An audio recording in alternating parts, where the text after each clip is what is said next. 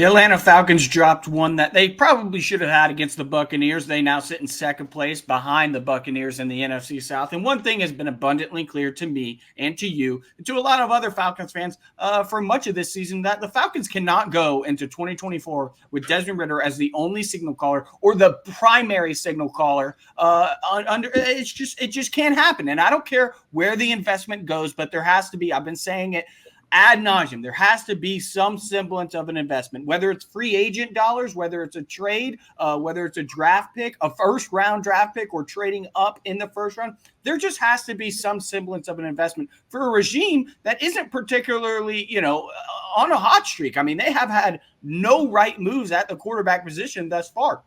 And it feels like we've had this conversation dating back to the Matt Ryan days where they should have had somebody right then and there ready to take over. It feels like it's been misstep after misstep. Maybe Desmond Ridder was going to potentially be the guy that, Arthur Smith could cultivate into, where, we had all these weapons. The offense benefited him. It just hasn't been the case. He hasn't been enough. And that's not to say he can't be an NFL quarterback one day. It's just not going to be in Atlanta. He's a perfectly fine backup. In fact, I would argue he's the perfect backup. He's cheap. He's supportive. He could step in a pinch and probably give you something. Now, with that being said, the free agent market, very bare. I mean, the only guy that's really interesting to me is Kirk Cousins. Some people will mention Ryan Tannehill because of his familiarity with Arthur Smith dating back to Tennessee. As you see Chase shaking his head, I'm not in love with that either. Kirk Cousins, I would love to have Kirk Cousins here. But then you go to the draft. Obviously, the Falcons are not going to be in the running for Drake May or Caleb Williams unless they, sell all of their draft capital, which, again, I would be fine to do. Maybe a Jaden Daniels trade up. They're still going to have to probably trade up for Jaden Daniels. Outside of that, and there's nothing really sexy to me.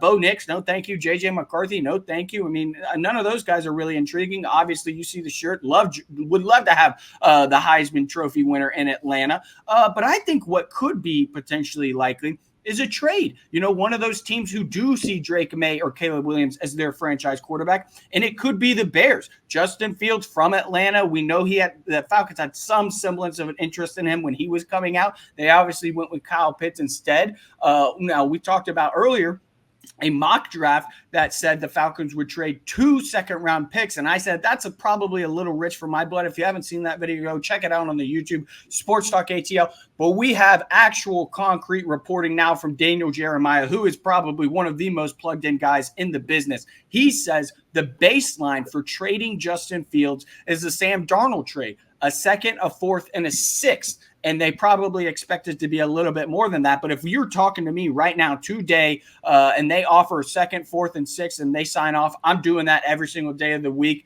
because Justin Fields has a much higher ceiling than Desmond Ridder. Now, some people could argue the Ridder Hive who would defend him to the ends of the earth for whatever reason. I have no idea that, today the play is comparable between Justin Fields and Desmond Ridder. I won't even say that. I would argue Justin Fields has been better, but circumstances matter. Desmond Ridder has everything at his disposal to be successful, whereas Justin Fields everything is working against him in Chicago. He has very little help. DJ Moore's his best weapon. The offensive line is shaky at best. The offensive system doesn't accentuate his talents as it better could, like it would in Atlanta. So I think I sign up for this every single day of the week because his ceiling, if he can realize his full potential, this Falcons team is scary with Kyle Pitts, Drake London, Bijan Robinson, and Justin Fields. That's arguably one of the most dynamic offenses in the league.